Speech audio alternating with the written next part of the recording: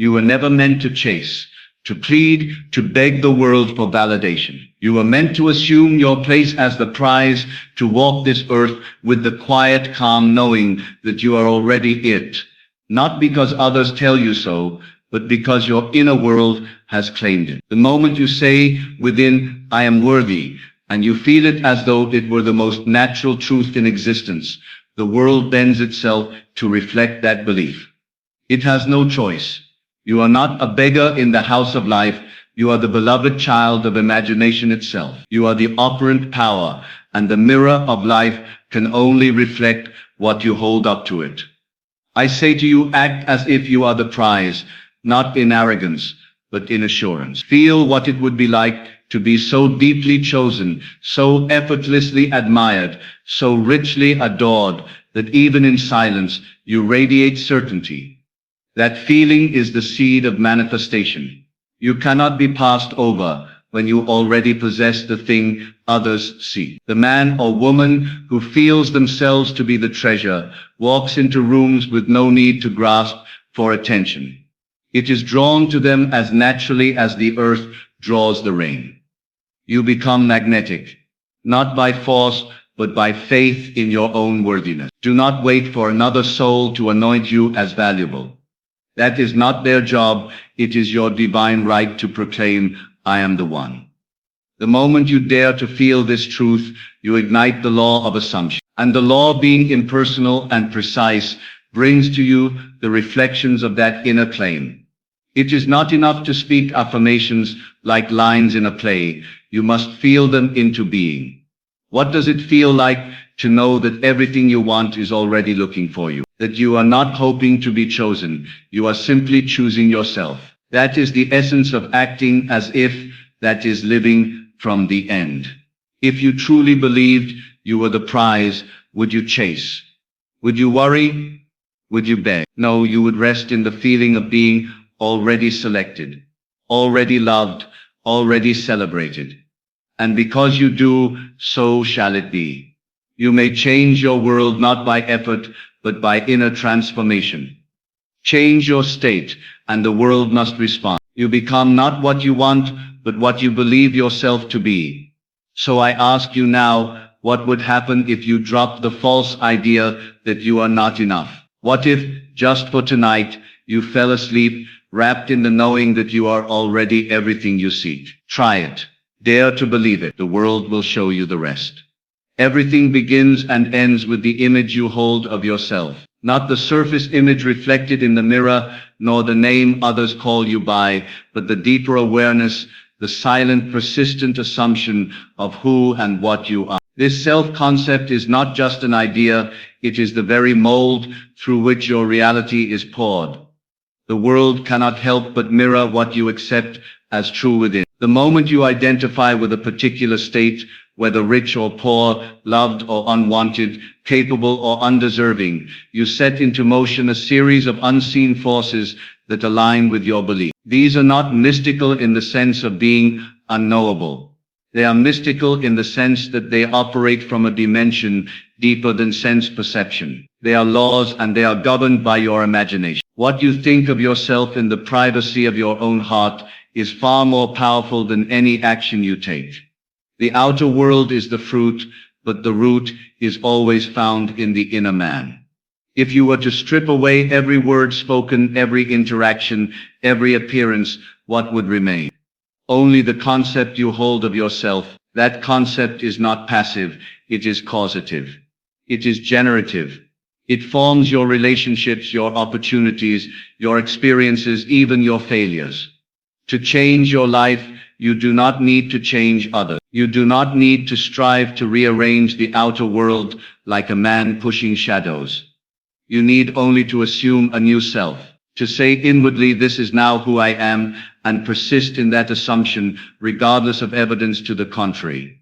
As you persist, your reality will yield. There is no outer savior, no other power. All power is within, and that power responds only to the tone you set within yourself.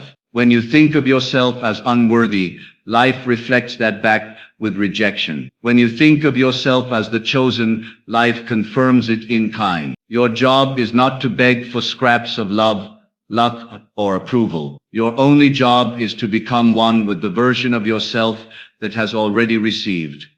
The concept you hold of yourself determines what you are willing to receive. The beggar cannot accept the riches of the king until he assumes he is no longer the beggar. The unloved cannot receive affection until they let go of the story that they are undesirable. This is not cruelty. This is law. You cannot hold two opposing beliefs and expect harmony. You must choose one concept and then give it your full allegiance. Do not ask how it will happen. The how belongs to the world of facts. Your realm is the inner realm. Your task is only to claim the state and to feel it as real. Suppose for a moment that you desired a new life. Do not imagine how it would come. Simply assume that it is already yours. Walk in that assumption, think from it. Feel from it. Speak from it. That is the secret. You will find yourself naturally moved into situations, encounters, and outcomes that reflect your assumption, but only if the assumption is held with persistence and feeling. Many try to change their circumstances without ever changing themselves. They fight the storm without realizing that the wind blows from within. The great paradox is that by changing the image of self, the outer conditions rearrange themselves as if by magic. But it is not magic, it is the law. You do not need to deserve it. You do not need to earn it. The law does not ask for moral perfection. It only asks for belief. If you can believe that you already are what you wish to be and maintain that belief with inner loyalty, then the outer world must conform. It cannot do otherwise. This concept of self is the hidden director of your life. It writes the script. It casts the characters. It chooses the setting. All things follow from it. Therefore, if you are unhappy with the play you are acting in, do not curse the stage. Change the role. Change the identity. Assume a new self, not tomorrow. Now, in this very moment, and then live from that self. Refuse to return to the old image. Starve it. Feed only the new state. And it will grow. It will take root. And in time, it will blossom in ways you cannot predict. This is the truth. You are not what has happened to you. You are what you accept yourself to be. That acceptance is the seed and the world is the soil. Plant wisely, persist faithfully, and let the harvest come. The world you move through, the people you encounter, the circumstances that seem to arrive by chance, none of it is random. It is all shaped by the quiet, invisible activity of your own consciousness. The events that unfold before your eyes are the outer echoes of what you have assumed within. Your world, though appearing to be solid and objective, is nothing more than a reflection, a mirror responding to the inner arrangement of your thoughts, beliefs, and expectations. Assumption is not idle wishing. It is not a hope dressed in vague feeling. It is a conscious choice to inhabit a state. To assume a thing is to accept it as true, not because the senses affirm it, but because you have claimed it within the imagination and sealed it with emotion. Once accepted, that assumption operates as law. It begins to influence behavior, perception, and even the reactions of others in subtle, profound ways. You are not merely observing reality, you are forming it, moment by moment. Every inner dialogue, every repeated self-concept, every casual thought carries within it the seeds of future manifestation. The person who constantly thinks, "I am always overlooked," will meet with a world that echoes that belief, not because the world is unkind, but because it has no choice but to play out what is held as true within. The assumption creates a filter through which experience is interpreted, and that interpretation then draws its confirmation from life itself. You cannot change the outer world directly. You may try, but the results will be shallow and fleeting. The true transformation happens when you begin to assume differently. Begin with a clear vision of what you desire. But do not stop at vision, go further. Feel the state as though it were already so. Accept it with the calm certainty of a truth long known. From that point, the law begins to move. It works in silence. You may not see the gears turn, but they do. People will change, Paths will open, circumstances will shift, not because you forced them to, but because your inner assumption made them necessary. The outer world cannot resist the pull of a dominant inner belief. It is drawn to it like iron to a magnet. If you constantly assume yourself to be rejected, then even those who would naturally love you will pull away, not by their own will, but by the influence of your silent assumption. But reverse the feeling, assume that you are deeply cherished, welcomed, celebrated, and the world will reflect that warmth back to you in ways you could not have scripted. The law is impersonal. It does not respond to effort, nor does it require struggle. It responds only to the tone of your inner state. This is why two people can walk into the same room and have entirely different experiences, one seeing opportunity, the other facing rejection, because each has brought their assumption with them, and the world merely reflects it back like a polished mirror. You do not need to convince others. You need only convince yourself. The outer will conform. If you wish to be successful, assume that you are already one who succeeds. Feel that success is normal, even inevitable. If you long for love, assume that you are already the beloved. Rest in that feeling. Let it color your inner speech and inform your imagination. Speak from the end, not toward it. This assumption must be lived in, not visited like a tourist. You cannot dwell in the old belief and expect new outcomes.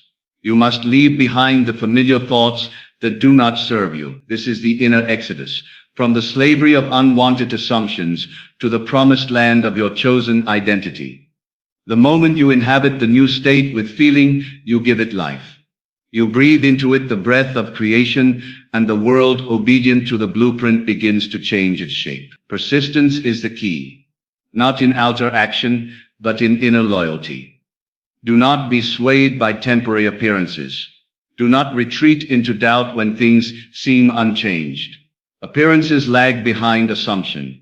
They are not the cause, they are the result. If the world is a mirror, you cannot wait for it to change before you smile. You must smile first.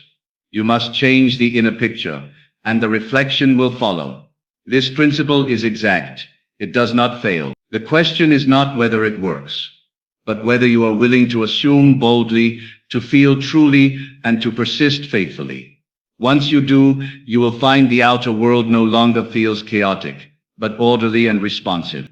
And then you will know the secret that few dare to believe, the secret that the world is not happening to you, but through you, that you are not the puppet but the playwright, that every scene, every line, every movement begins first in the theater of your own imagination. Creation does not begin when something appears in the outer world. It begins in the invisible realm of consciousness, long before the senses are involved. What many call reality is only the delayed echo of a feeling once accepted within. And of all the feelings that mold the fabric of life, none is more powerful, more foundational than the feeling of worthiness. To feel worthy is not arrogance. It is creation. It is alignment with the nature of being, with the truth that all things are possible to the one who accepts them as already his.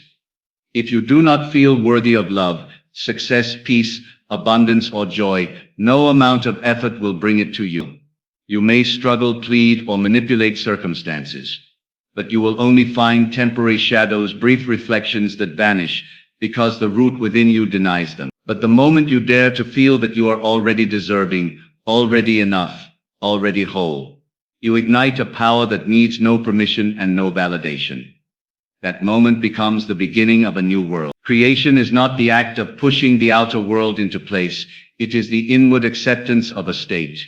And worthiness is the door.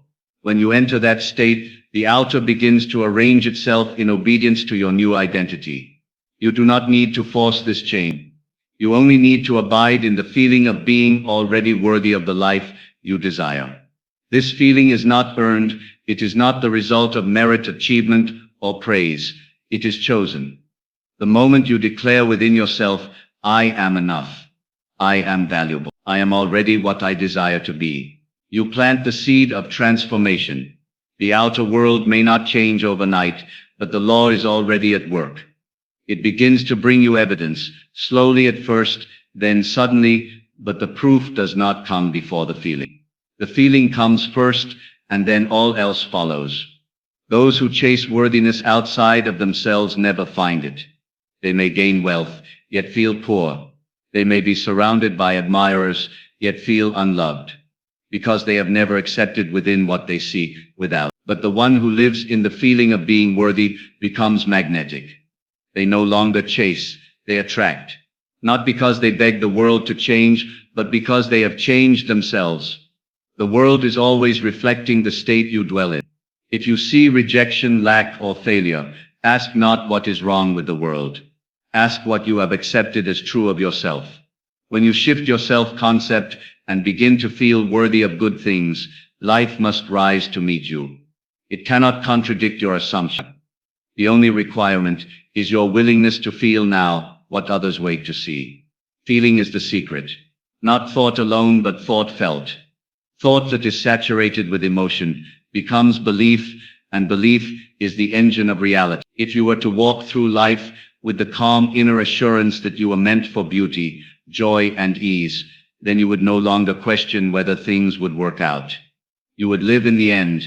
You would act and move with a quiet power that needs no defense. To feel worthy is to stop asking for permission. It is to cease explaining yourself.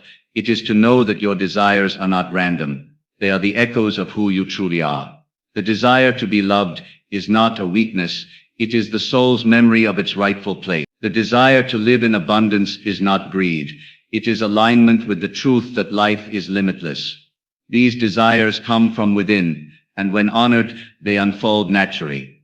But they cannot manifest through the hands of one who feels unworthy. Worthiness is the womb of manifestation. Without it, the seed cannot take root. With it, there is no need to force the fruit to appear. It arrives in season. That is the law. Many wait for something to happen in order to feel worthy.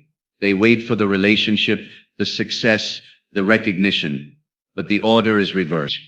You must first feel that you are already the one who has received. Not in pretense, but in conviction. This inner shift, when repeated and accepted, reorders your world. So if you find yourself doubting, fearing, or striving, pause, go within. Ask yourself, what would it feel like to know I am already enough? And then dwell in that feeling. Let it wash over you. Let it become your dwelling place. From there, life will respond, not as a reward, but as a reflection of your creative act. Because to feel worthy is not a passive hope.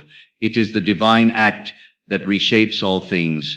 Desire is not something foreign to you. It is not a thing outside of yourself that visits you by accident or whim. Every true desire is born from a deeper truth. It flows from the recognition, whether conscious or unconscious, of your inherent worth. You do not desire what you are not meant to have. You desire it because it is already yours, in another dimension, seeking to express itself through you. The tragedy is not in wanting too much, but in believing you are unworthy to receive what you want. You must understand that desire is divine. It is not to be feared or suppressed, but to be understood. When a desire arises in your heart, it is the voice of your deeper self whispering, a reminder of what you truly are. A desire for love is not the longing of a broken soul. It is the memory of a spirit that knows it was made for connection. A desire for wealth is not a greedy impulse.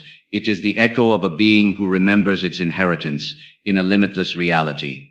But the moment you question the legitimacy of your desire, you introduce resistance.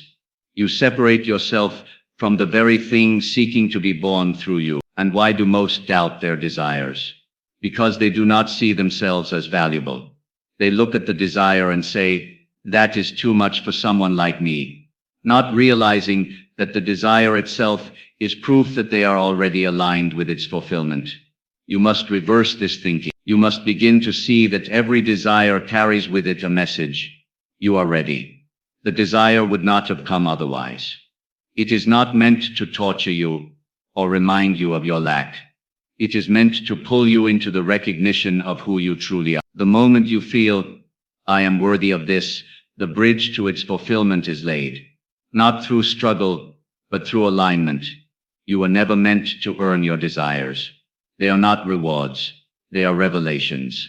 They reveal to you the states you are called to occupy. And when you accept them without guilt, without fear, without shrinking yourself to fit old ideas of lack or shame, you begin to move with power. You no longer chase, you become. You no longer ask, you assume. You see, the world does not grant desires to those who want. It grants them to those who feel that they already are.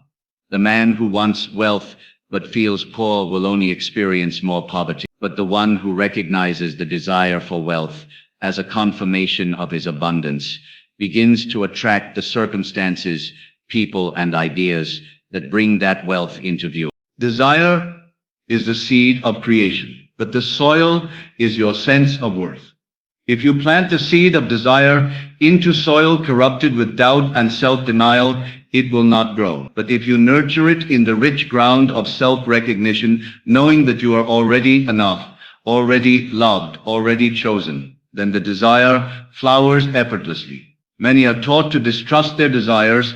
They are told to settle, to be content with less, to prove themselves first. This is the great lie. You do not need to prove your worth. You need only to recognize it. Once you do, your desires become the natural extension of that recognition. You want more because you know you are more. You seek love because you know you are lovable. You dream of freedom because you know deep down that you were never meant to be confined. When you understand this, desire becomes a joy, not a burden. You no longer fear wanting things. You embrace it as a sacred signal. You say to yourself, this desire means I have already become the one who receives it. And then you live in the end. You move from the feeling of the wish fulfilled, not toward it. You begin to embody the self who already possesses what you once longed for. This is how the law works. Desire arises. Recognition follows. Assumption solidifies. And the world reshapes itself to reflect the truth of what you have accepted within. But it begins not with action, it begins with value. When you value yourself, you no longer wait for others to approve your desires. You no longer ask if it is too big or too bold. You simply know, if it was born in me, it belongs to me. And from that knowing, all things are added. Not by force, but by the grace of alignment. You become one with your vision, not because you chased it, but because you remembered who you are. Desire then becomes not a pursuit, but a path back to yourself, to your original truth, that you are and have always been enough. Every transformation begins with a declaration. The moment you claim a new identity, you set in motion the forces that shape your reality. The world may not change instantly, but the seed is planted, and it cannot help but bear fruit according to its kind. The law does not respond to what you wish for or hope might be true. It responds only to what you boldly and persistently claim to be true of yourself. There is no need to ask for permission to become something greater.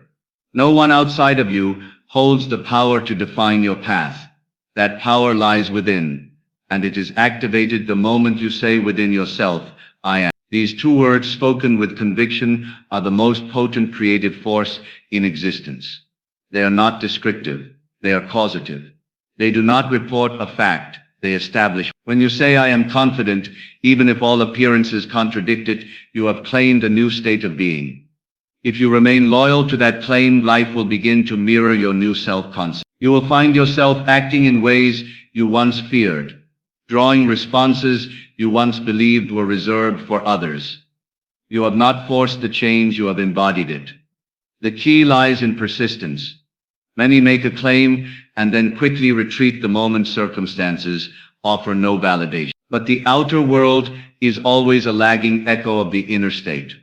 You cannot expect instant or stimulus any more than a seed planted today will bloom by nightfall. You must dwell in the new identity with faith, not because you see its results, but because you know it is done in consciousness. To become something new, you must forsake the former idea of yourself. You cannot wear the new and cling to the old. You must choose one mask and discard the other. That choice is not made once, but continually reaffirmed. Every thought, every word, every reaction must align with the identity you have claimed. This is the discipline of creation. Not striving, not forcing, but remaining loyal to your assumption. There is no outer source that will hand you your desire. They will come to you naturally when you assume the state of being the person who already has them. If you desire love, do not ask when it will come. Ask yourself instead, what would it feel like to already be loved? Then claim that feeling. Let it color your day. Let it shape your posture, your tone, your expectations. In doing so, you are becoming the one who is loved. Not waiting, but living as if it were true. This principle holds in all areas of life. If you desire abundance, do not speak as the one who lacks, claim abundance. Feel it. Trust it. Act from it. You will not need to manipulate life. It will respond to your inner claim. Doors will open where there were none. Ideas will arise without effort. People will reflect back your new conviction, not because they are aware of your internal change, but because they are responding to the vibration you now emit. To claim is to own, and what you own inwardly, you will express outwardly. The law cannot be mocked. It brings to each not what they want, but what they accept. And that acceptance is made clear in the identity you assume. The error most make is to define themselves by the facts of their past. But facts are not fixed. They are only the shadows of former assumptions. If you no longer repeat the thought that created them, they wither. They are not your identity unless you continue to breathe life into them. You are not what has happened to you, you are what you believe yourself to be now. This is not about imagination as fantasy. It is imagination as power. The disciplined use of imagination, anchored in feeling, is how all things are brought into form. When you assume a new identity and feel it to be real, you are planting the image into the substance of reality. The senses may delay, but they cannot deny. They must eventually conform. There is no one too small to change. There is no past too great to overcome. There is only the present moment and your willingness to claim something new. You need no one's approval. The universe responds to your assumption, not to your reputation. So choose your claim wisely. Speak it within, not with pleading, but with assurance. Repeat it not with desperation, but with calm expectancy. Persist, not with struggle, but with joy. For once you claim something in imagination and persist in that claim, the world will surely make it so. You are not becoming something new, you are remembering what you always were. And the moment you claim it, the world begins to remember too. All that you behold without was first imagined within. The self you carry in the silence of thought is the self the world must reflect. There is no power outside of you greater than the one that whispers, I am. You do not chase outcomes, you assume identities. You do not wait for life to approve your worth, you live from it. Feel yourself to be the prize, not because the world affirms it, but because you have chosen to know it. Act as the one already chosen, already loved, already wealthy, already fulfilled, not for appearances, but from truth. Persist not in outer striving, but in inner conviction. That assumption is the key, and that feeling is the law. Let every desire be a quiet confirmation that you are expanding into your greater self. Do not ask when it will come. Live as though it already has. Do not question your worth, rest in it. Life does not give you what you want, it gives you what you claim. So claim it now, feel it real. Remain faithful to your inner world, and your outer world must bow in reflection. You are not here to become worthy, you are here to remember that you always were.